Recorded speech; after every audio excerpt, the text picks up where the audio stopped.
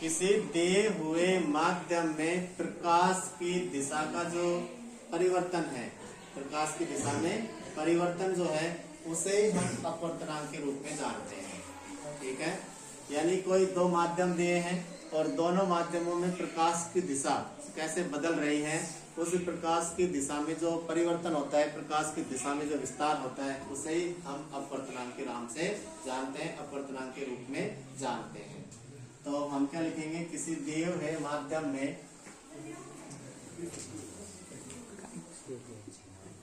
किसी दिए हुए माध्यम में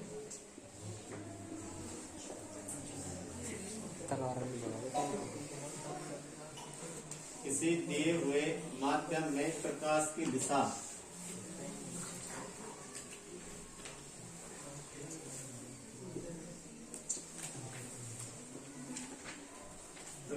दिशा में विस्तार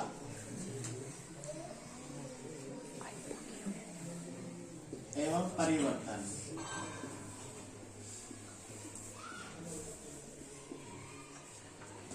को अपवर्तनांक के रूप में जानते हैं।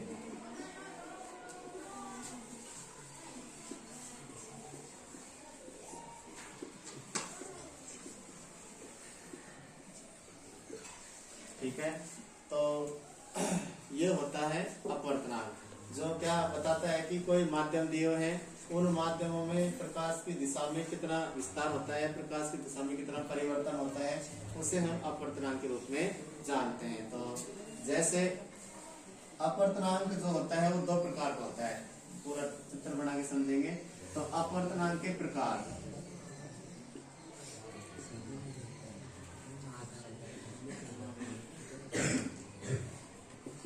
अपवर्तनांक दो प्रकार का होता है। पहला तो होता है सापेक्ष अपवर्तनांक,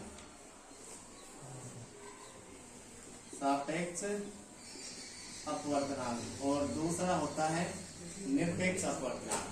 ठीक है, दूसरा जो है वो है निरपेक्ष अपवर्तनांक।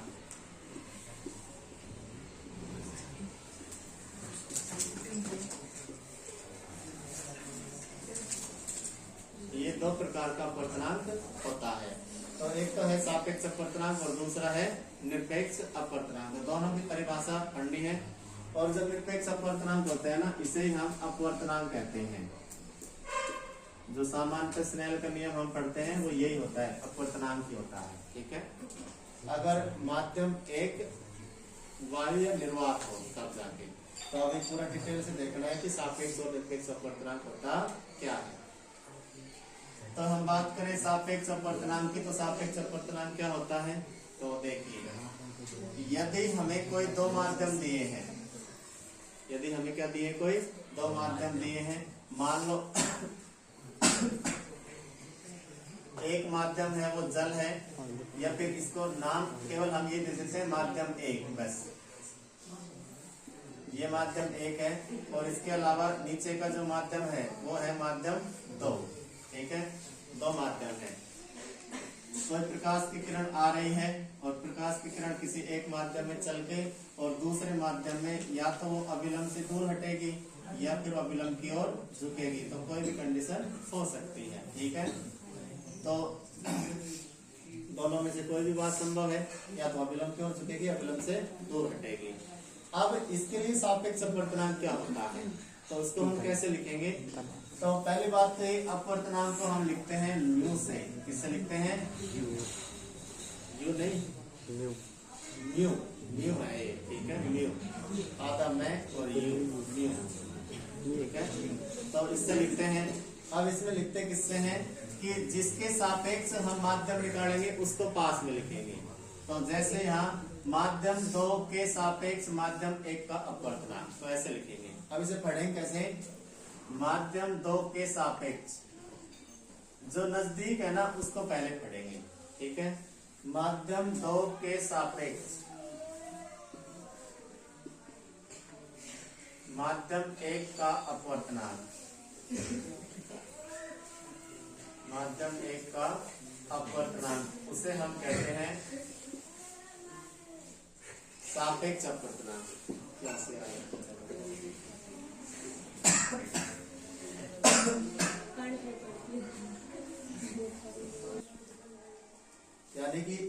अपवर्तनांक को हम म्यू से लिखते हैं, म्यू, ठीक है, म्यू है ये, म्यू से लिखते हैं। और जो नजीक है ना उसको चिपका के लिखते हैं तो उसको ऊपर लिखेंगे, यानी कि माध्यम 2 के सापेक्ष माध्यम 1 का अपवर्तनांक, ठीक है। अगर हम इसे लिखें तो हम आगे कैसे लिखें कि मान लो माध्यम 1 में प्रकाश की जो चाल है वो v1 है, माध्यम 2 में प्रकाश की चाल है वो क्या है v2। तो फिर हम इसे कैसे लिखेंगे, तो ये हो जाएगा μ2 1 माध्यम 1 में प्रकाश की चाल बटे माध्यम 2 में प्रकाश की चाल, ये हो जाएगा, ठीक है। अगर कोई माध्यम 1 में प्रकाश की चाल v1 है, इसी प्रकार माध्यम 2 में कोई प्रकाश की चाल v2 है, तो माध्यम 2 के सापेक्ष माध्यम 1 का अपवर्तनांक कैसे निकलेगा, माध्यम 1 में प्रकाश की चाल बटे माध्यम 2 में प्रकाश की चाल, इस रूप में निकलेगा। बोलेंगे इसे ऐसे, माध्यम 2 के सापेक्ष माध्यम 1 का अपवर्तनांक, ठीक है। अगर उल्टा कर दें तो उल्टा हो जाएगा। जैसे अब की बार मैंने माध्यम 2 कर दिया ऊपर वाला और माध्यम 1 कर दिया नीचे वाला, ठीक है। तो क्या हो जाएगा, अब क्या लिखें, μ1 2, तो इसको हम कैसे बोलेंगे, माध्यम 1 का सापेक्ष माध्यम 2 का अपवर्तनांक, इसे ऐसे बोलेंगे अब। और इसे अब हम कैसे लिखेंगे, माध्यम 1 के सापेक्ष माध्यम 2 का अपवर्तनांक, तो माध्यम 2 में प्रकाश की चाल बटे माध्यम 1 में प्रकाश की चाल, फॉर्मूला तो ये रहेगा, ये कोई चेंज थोड़ा ना होगा। तो माध्यम 2 में प्रकाश की चाल v1 है तो ये v1 ही रहेगी और ये क्या रहेगी v2।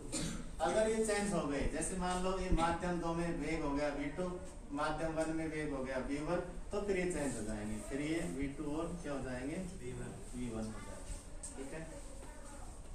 तो दोनों को खूब अच्छी तरह समझ लो। तो ये है सापेक्ष अपवर्तनांक, यानी एक माध्यम के सापेक्ष दूसरे माध्यम का अपवर्तनांक। तो इनकी जगह कुछ भी हो सकता है, इनकी जगह जल और कांच भी हो सकता है, इनकी जगह कांच और हीरा भी हो सकता है, इनकी जगह जल और अल्कोहल भी हो सकती है। कोई सा भी माध्यम दिया हो हमें कोई मतलब नहीं है, हमें तो वैसे फॉर्मूला पता होना चाहिए कि सापेक्ष अपवर्तनांक कैसे निकालते हैं, कि कोई माध्यम 1 है कोई माध्यम 2 है, उनमें प्रकाश की चाल दे रखी है, तो हम इसे कैसे पढ़ेंगे, पढ़ना जरूरी है। तो इसे ऐसे लिखते हैं, अपवर्तनांक को म्यू से लिखते हैं। μ2 1 का मतलब है कि माध्यम 2 के सापेक्ष माध्यम 1 का अपवर्तनांक, यानी जो नजदीक है ना उसको पहले पकड़ते हैं, दूर वाला तो वैसे पकड़ में नहीं आता, जो नजदीक है उसको क्या पकड़ते हैं पहले, तो 2 को पहले पकड़ो, ठीक है।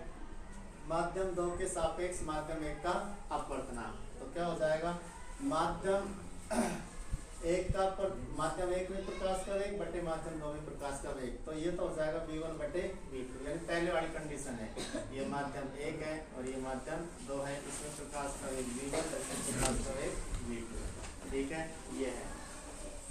अब हमने क्या कर दिया, अब हमने अब की बार चेंज कर दिया। अब की बार चेंज कैसे कर दिया कि इसको नाम दे दिया माध्यम 2 और इसमें प्रकाश की वेग है v2, इसका नाम दे दिया माध्यम 1 और इसमें प्रकाश का वेग है v1, ठीक है, ये है। तो इसमें कोई प्रकाश की किरण आ रही है और आने के बाद चाहे तो अभिलंब की ओर झुके, अभिलंब से दूर हटे और ऐसे जा रही है। तो अब इस कंडीशन में क्या बनेगा, इस कंडीशन में क्या बनेगा वो देखिए फॉर्मूला, तो वो बनेगा μ1 2 ऐसे लिखेंगे। तो μ1 का मतलब है इसे पहले लिखना है, तो माध्यम 1 के सापेक्ष माध्यम 2 का अपवर्तनांक, इसे ऐसे बोलेंगे, ठीक है। तो माध्यम 1 के सापेक्ष माध्यम 2 का अपवर्तनांक, तो माध्यम 2 ये है ना लास्ट वाला, इसे हम पर लिखें, माध्यम 2 में प्रकाश का वेग बटे माध्यम 1 में प्रकाश का वेग, तो ये बन जाएगा v2 बटे v1, μ12 बराबर v2 बटे v1, ठीक है। तो ये दो अगर माध्यम बदल गए तो फॉर्मूला भी चेंज हो जाएगा, यानी प्रकाश की चाल जिस माध्यम में जैसी है उसी के अनुसार बदल जाएगी। तो ये अच्छी तरह याद कर लेना ना, क्योंकि सापेक्ष अपवर्तनांक पिछली बार बोर्ड के पेपर में पूछा गया था और सही ढंग से नहीं लिख पाए, ये भी गारंटी है, क्योंकि ये कंफ्यूजिंग की स्थिति है थोड़ी सी, तो इसको अच्छी तरह पढ़िए और अच्छी तरह याद रखना है, इसमें कोई दिक्कत नहीं है। निरपेक्ष अपवर्तनांक है। ये सिंपल अपवर्तनांक है, निरपेक्ष अपवर्तनांक है। इसमें होता क्या है, यदि इसमें कंडीशन है,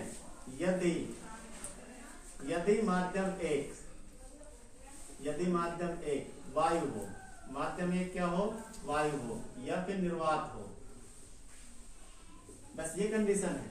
यहाँ पर तो माध्यम एक और माध्यम दो दोनों अलग अलग थे। इसमें निरपेक्ष अपवर्तनांक में एक ही कंडीशन है कि माध्यम एक या तो क्या हो, वायु या क्या हो, निर्वात। माध्यम दो चाहे कुछ भी हो। तो जो अपवर्तनांक होता है वो क्या कहलाता है, निरपेक्ष अपवर्तनांक। यदि माध्यम एक वायु हो, निर्वात हो तथा माध्यम दो अन्य कुछ भी हो, अन्य माध्यम हो, तो इसे निरपेक्ष अपवर्तनांक के रूप में लिखते हैं।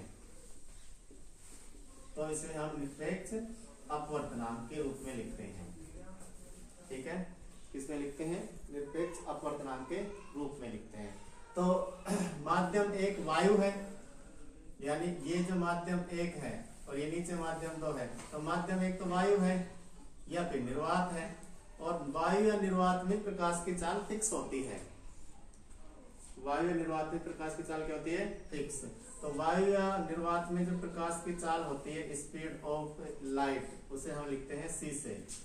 वो होती है 3 × 10⁸ मीटर बटे सेकंड। ये याद रखना। निर्वात में वायु में प्रकाश की चाल वैसे निर्वात में होती है, लेकिन निर्वात के लगभग बराबर वायु होती है। तो निर्वात में प्रकाश की चाल कितनी होती है, 3 × 10⁸ मीटर बटे सेकंड। तो यहाँ लिख देते हैं निर्वात में प्रकाश की चाल या प्रकाश का वेग, और वो होता है, इसे c से लिखते हैं, और वो होता है 3 × 10⁸ मीटर बटे सेकंड।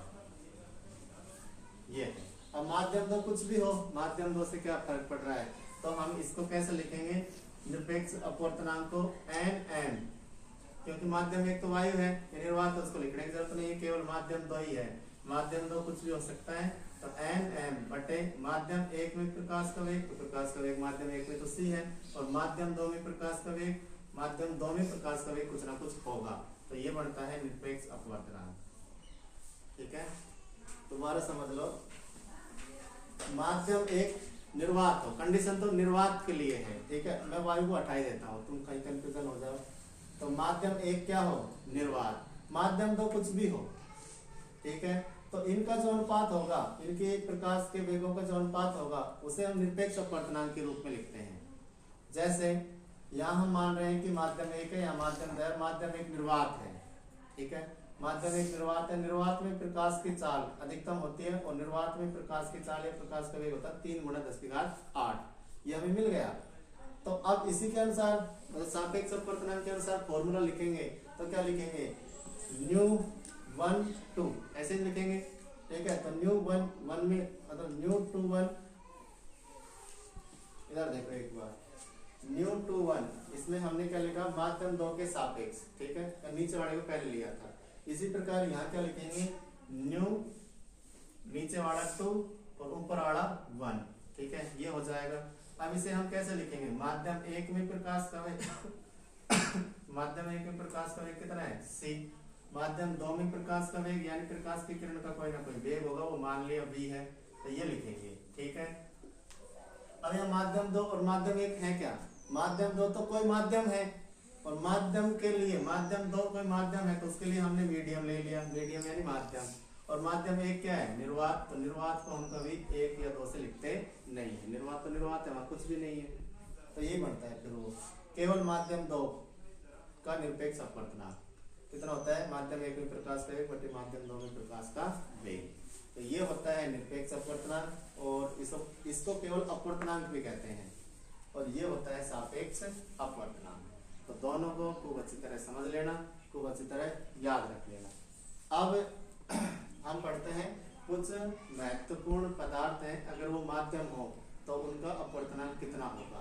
तो 1-2 मैं बता देता हूँ, बाकी सब तो मेरे भी याद नहीं है, और तुम खुद देख लेना।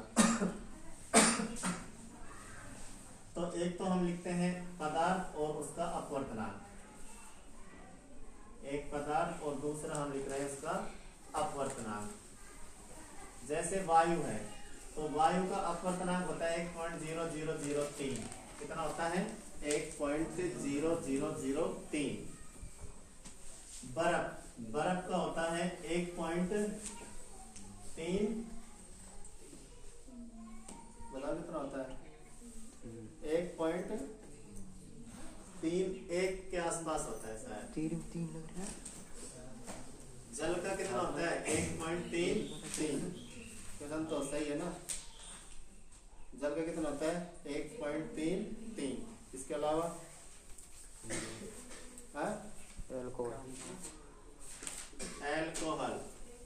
एल्कोहल का कितना होता है? 1.36। ठीक है, तो ऐसे सभी का निरपेक्ष अपवर्तनांक अलग अलग होता है। तो इसमें फिर आगे लिखा हुआ है कनाडा बालसम। तो कनाडा बालसम पदार्थ है, इसका अपवर्तनांक कितना होता है? 1.53 होगा। और इसके अलावा एक पदार्थ है हीरा। हीरा का अपवर्तनांक होता है 2.42। इतने याद, मतलब ये जरूरी है, तो वायु का, एक जल का, इसके अलावा एक कनाडा बालसम और एक होता है हीरा। इन चारों का तो याद ही रखना, बाकी का तो फिर भी याद रहे ना रहे कोई दिक्कत नहीं, ये चार तो याद होने चाहिए। तो वायु का था 1.0003, बर्फ का होता है 1.31, जल का होता है 1.33, कनाडा बालसम का 1.53 और हीरा का होता है 2.42। अब तुम कहोगे कि निकाले कैसे गए 2.42 हीरा का? तो माध्यम एक हमने क्या रखा? निर्वात। माध्यम को हमने क्या रखा? हीरा। तो प्रकाश की चाल आई, आने के बाद हमने यहाँ पर प्रकाश का वेग रखा, हीरे में कितने वेग होता है वो रखा, दोनों को कैलकुलेट किया तो निकल के आया वो कितना आया? 2.42। ये निरपेक्ष अपवर्तनांक है सबका। ठीक है, तो ये निकालने का तरीका है।